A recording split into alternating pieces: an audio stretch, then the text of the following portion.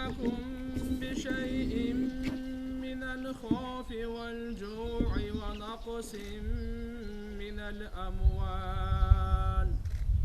ونقص من الأموال والأنفس والثمرات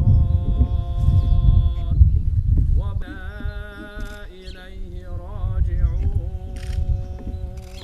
Dünyada ötüp etken жалпы момун мусулмандардын катарында 7 апрель күнү шейит болгон баатыр, курбан болгон бир туугандарыбыздын арвактарына багыштадык.